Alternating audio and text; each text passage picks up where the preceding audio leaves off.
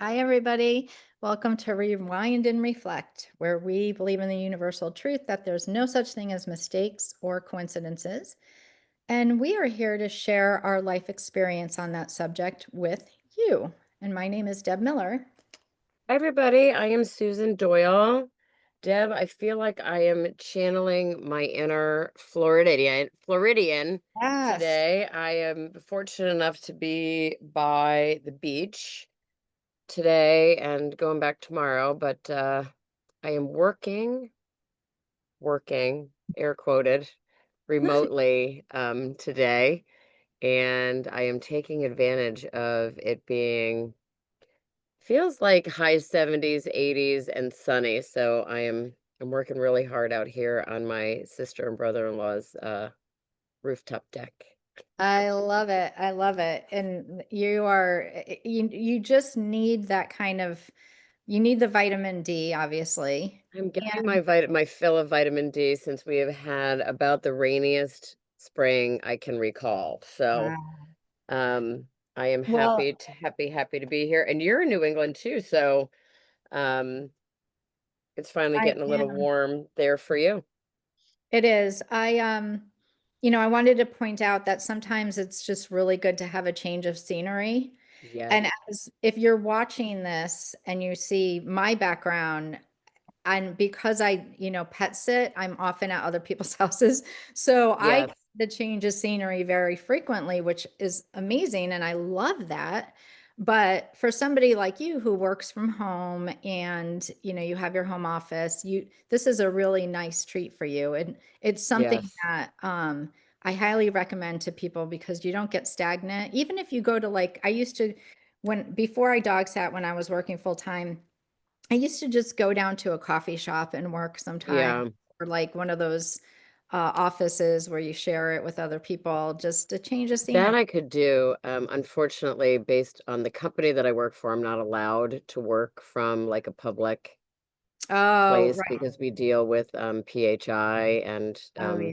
confidential information. But that being said, I did I could go down to my kitchen table every once in a Yeah, while that's true. and just get a different perspective than the farthest bedroom corner of our Yeah, upstairs. So yeah. Um, it makes all the but, difference. yeah. So, it's funny because we were talking before we started recording, and you were telling me this amazing story about a meeting that you had, yesterday or the day before, which, I will let you obviously explain to everybody, but it brought up, um, our topic for today, which is self-care. So, Mhm. and it's interesting, like, I have to start thinking of a change of scenery as self-care, Yes. getting out of that mindset that I have to be at my desk, the same four walls. And we'll speak more about that. But so you had a meeting with your spiritual advisor, which, some people consider, their spiritual advisor, their priest or their rabbi or their therapist. Right. I think of my spiritual advisor as the two gentlemen that I consider my yoga teachers. Mhm. I get such an amazing fill of spirituality when I practice with them, and sometimes if I can't get to a practice, sometimes I just listen to a class because what they infuse in there, is so powerful to me. But, you have a spiritual advisor Yes, I do. that you I meet with, Mhm. and, she brought some really great stuff to the surface for you, huh? Yeah, for sure. Well, on the subject of spiritual advisors and you saying, it could be your priest or your rabbi, I searched for years for Same, a spiritual advisor and I did not same. find it in religion because that was too much on I felt like it was too much on their agenda to make me think the way that they wanted me to think and believe, and that just Yes. didn't feel right with me. Not that I'm not a I'm a very faith-based person, but I needed to figure out I needed somebody that I could align with, and I did not know what it was at the beginning. Like, I tried to go to the religious leaders. at one point I tried to find it in AA with sponsors, and have them show me what they lived by and how I could do that. And it felt right. Because there is an avenue of AA that is very faith-based. You have to have faith that that the Your steps, higher power.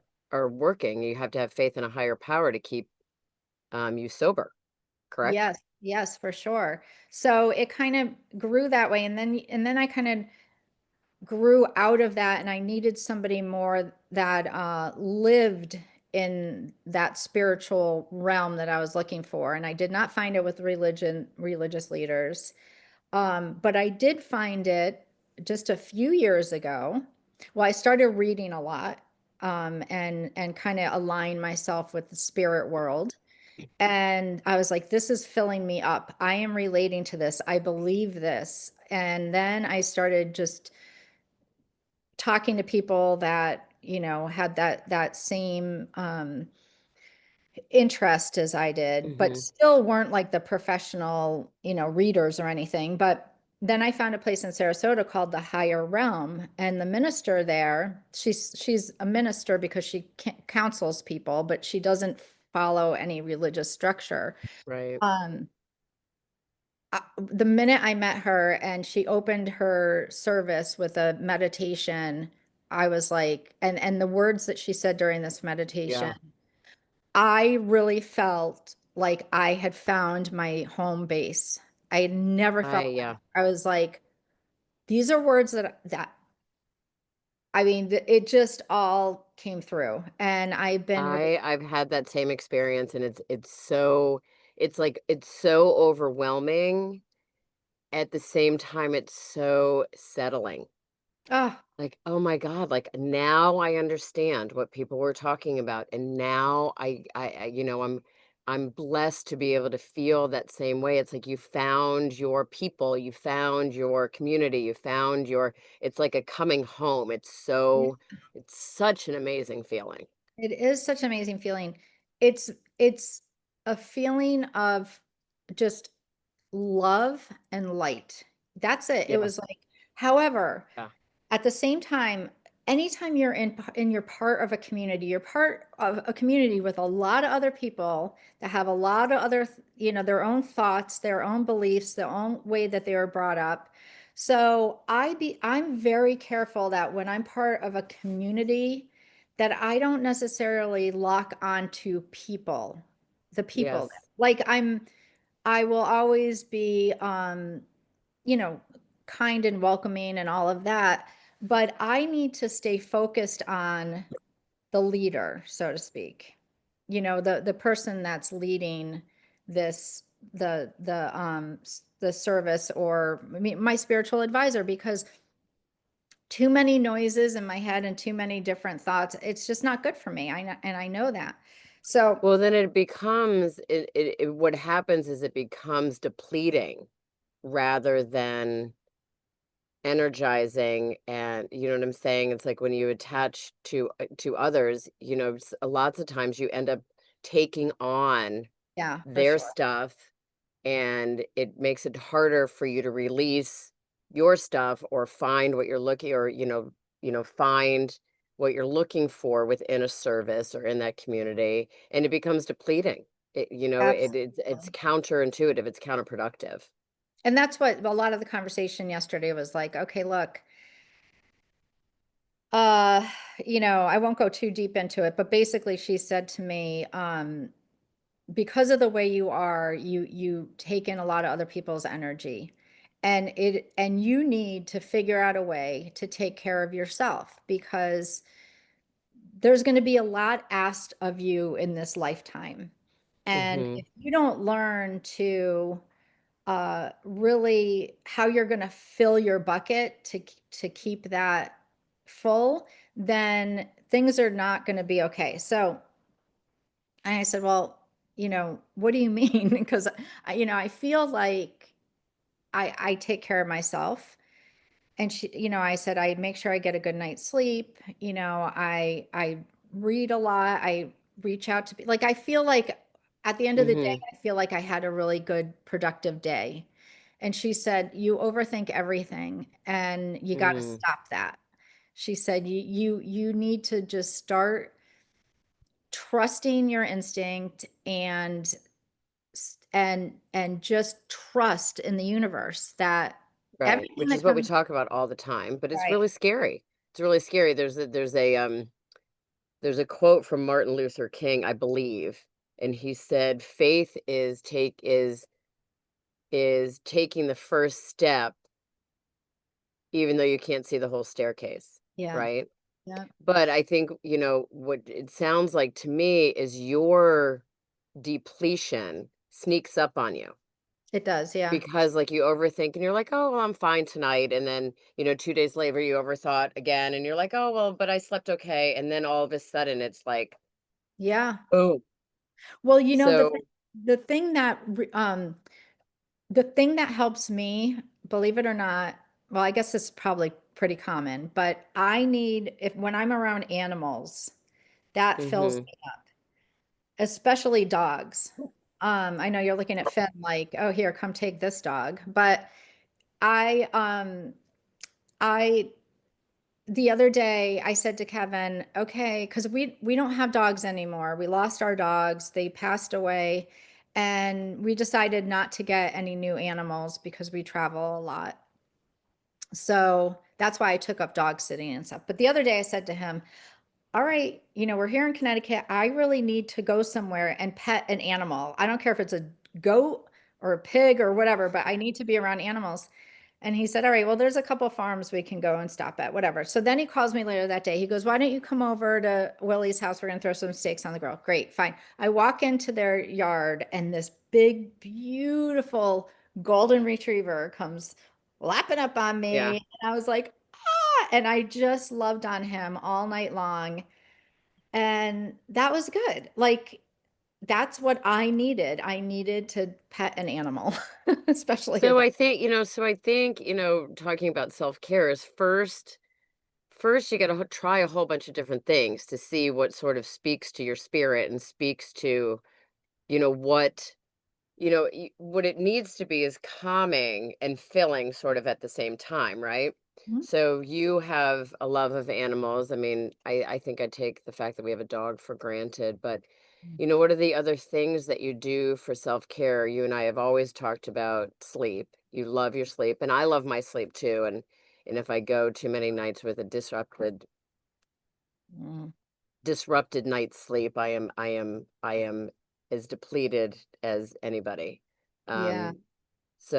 Um, and we were talking again about before we turned on the cameras about breath work, Oh, yeah, that's the other you thing. You're know? right. Yeah. I never really knew prior to being, with my spiritual advisor, like everybody says, "Oh, you got to breathe, breath work." But I never really knew what that was until Yeah.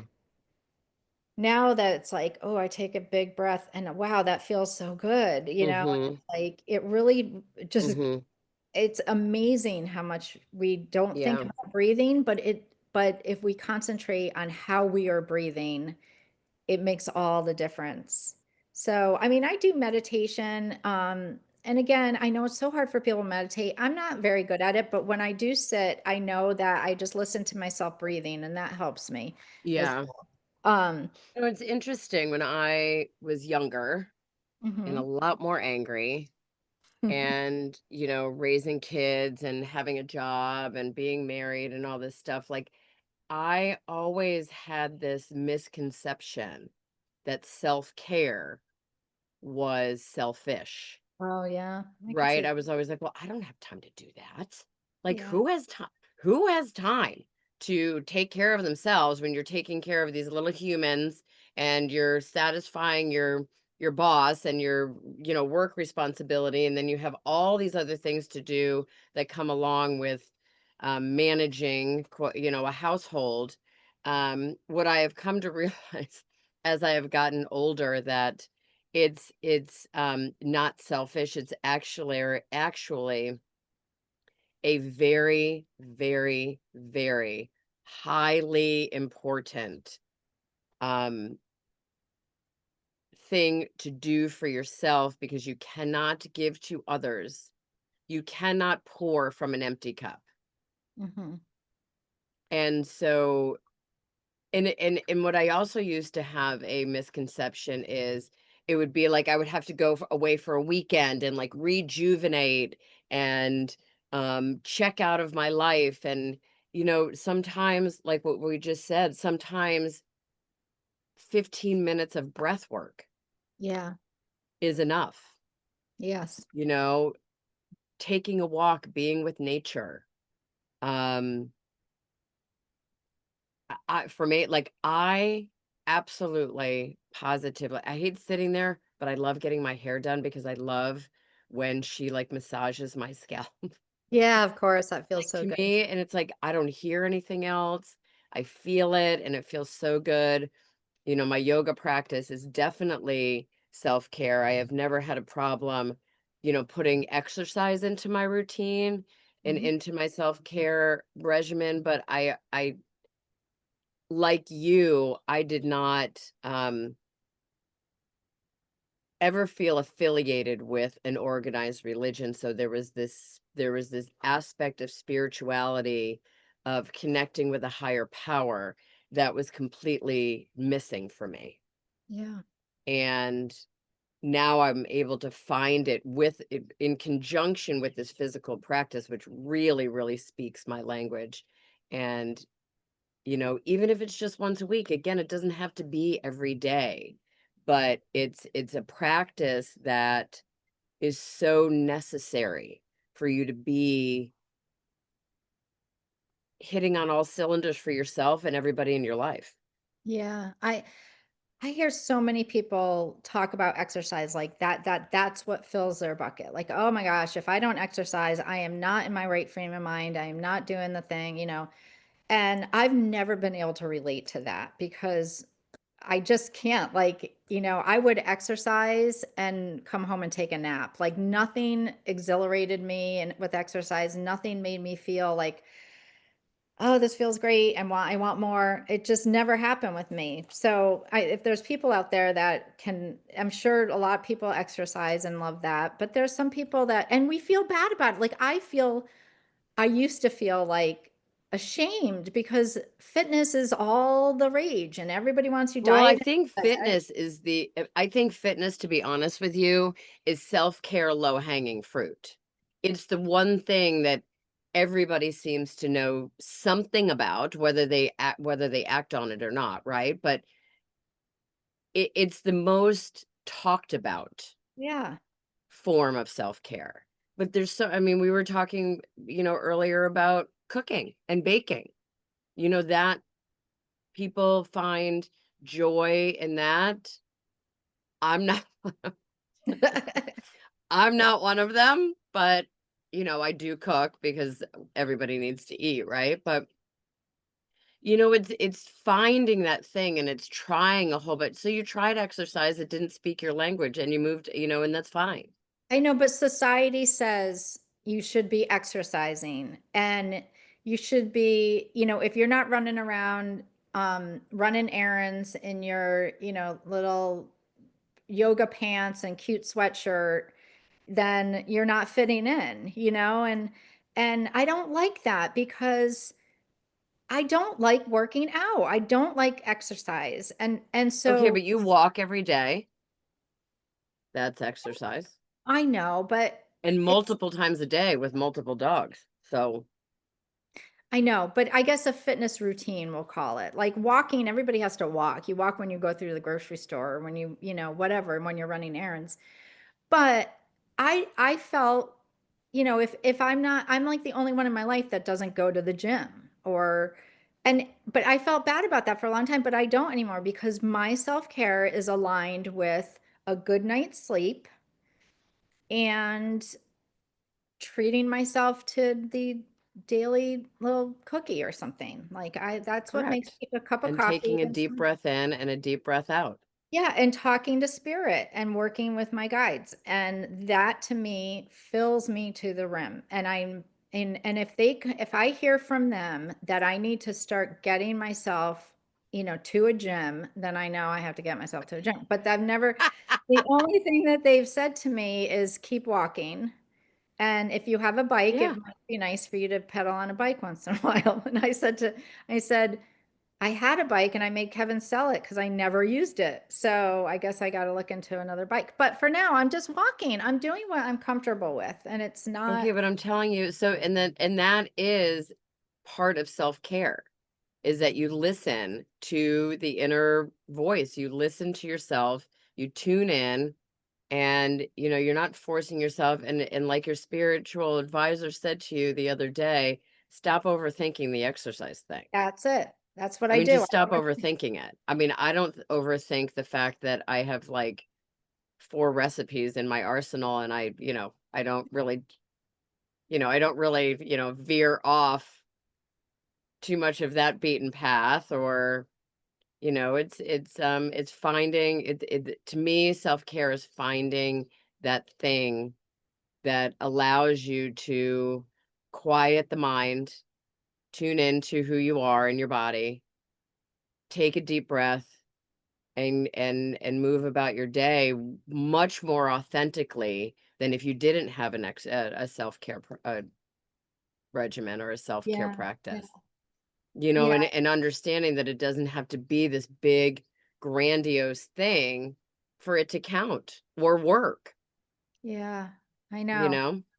I mean, I do surround myself with people, a lot of people that, and because it's more the norm to have an exercise hobby, like in Florida where we live, it's like everybody plays tennis or pickleball Mhm. or they go to the gym or what. It's just very, and that's great. I like to play golf and that, although that's not a lot of exercise, it does get me out moving around. So that's good. Yeah.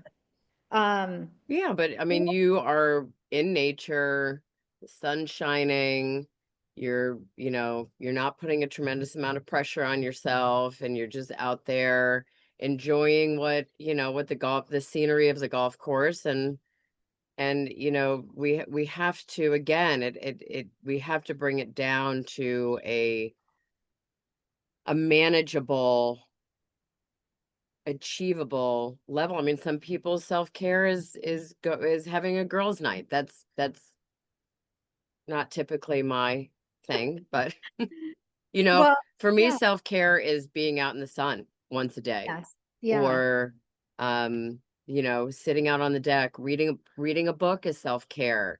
Um, yeah. I get it. It Putting could, your phone down for an hour on purpose is self-care. Taking your iWatch off is for an yeah, hour is self-care. Anything that you can do to just kind of remove yourself from the pressures of reality, of life, yeah, and come back to center, to me, is self-care. And it takes on so many different forms. right. And it could be different every day. But the most important thing, that I want people to walk away from is that self-care should be number one for you. It really Yes. should be. Yeah.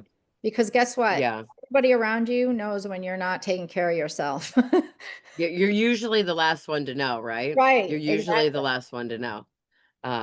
Yeah, I agree with you, and I'm gonna hop on that and say self-care is not selfish. Self-care is necessary. It is a necessary part of being an authentic, on purpose human being. Yes, for sure. I am one of my jobs. I work as a community manager for a nonprofit consulting firm, and so all of these nonprofit leaders are on this in this community. And so I put a question out yesterday. It's funny that we're talking about this because I said, they have very, very stressful jobs that take a lot out of them, uh, Mhm. especially in this day and age and funding being cut and everything. It's really tough. And they're just trying to like make this world a better place. And Right. it's just awful. So I did ask them, I'm like, what do you do to take care of yourself to make sure? And one person wrote back, a couple of people wrote back, but this one stuck with me. She said, I check off everything on my to-do list, and then I take a walk with my dog, and I enjoy her antics and nature, and I go, Yes. "It could be as simple as that." Yes. Yeah, it's funny. I try to walk the dog at least a couple of times a week without my headphones on. That's to me, it's an opportunity to listen to a podcast or something like that. But I am very aware that walking the dog and hearing the sounds of nature and just, being more in tune with my senses is a form of self-care. And I walk away from my desk at least an hour Oh, in good, the yeah, middle that's of the day to just come back, you know. And I think it's just, again, and it's ever evolving, and every day it's something different. yeah, Every day the self-care practice is something different, yeah, you know. Um yeah, but and it's so that's necessary, if you're especially not in a this ritual. world that we're getting just hammered with information and vibration that doesn't necessarily match who we are. You know what I'm saying? The vibration lately in the world has been so elevated. It's And not exhausting. not elevated, not in a good way, because normally you Yeah. want Oh, your yeah. vibration to be really high, but Yes. it's not, Elevated in a very exhausting, it's depleting static. way. Yeah, exactly. It's Yeah. just it's so you gotta shut it off. Yeah. There's if you didn't watch the news for a month and you turned it back on, there'd be no difference. Like even if there is wars going on, and do we hear about them anymore? No. And it's like, okay, whatever. Just Yeah. stay No, I focused agree. on your own self and what you need Yep. to focus on. Yeah. Well, this was great. I am going to, I have a couple of work calls to sit on, and then I am going to self-care myself on a walk close to the ocean with my dog It's with good. no headphones on today. How about you? Well, I've got some writing to do because yeah, I'm going to be writing today, and then Well, I'm meeting exercising my creative side of my brain helps me too. Ooh, Yeah. What was that? A big bird it's that a just big came bee. by? A There's a bee. big bee. Wow. Well, Ooh. that's a good sign. A bumblebee is good. Don't be afraid. Oh, okay. Yeah, don't be afraid. The And dog's trying to eat it. oh boy. So I am going to take a walk, and then I'm meeting a friend that I haven't seen in a while for dinner. So all really Nice. nourishing things for my soul. Nice. Yeah. Nice. And you know what? We would love to hear from people, like what their self-care practices are, or that, and we'd also love to hear people are sort of, maybe you're stuck and don't know how to incorporate something like that into your life. We would love to hear from everybody. You can DM me or Deb, I call you Debbie, Deb on social media. Or you can email us at rewind and reflect with us at gmail.com. The and is spelled out. And I guess till next time. Till Next next time, my time. love. Yes. Here's for self-care for everybody. Namaste. Yes, amen. Love you. Love you too. Bye.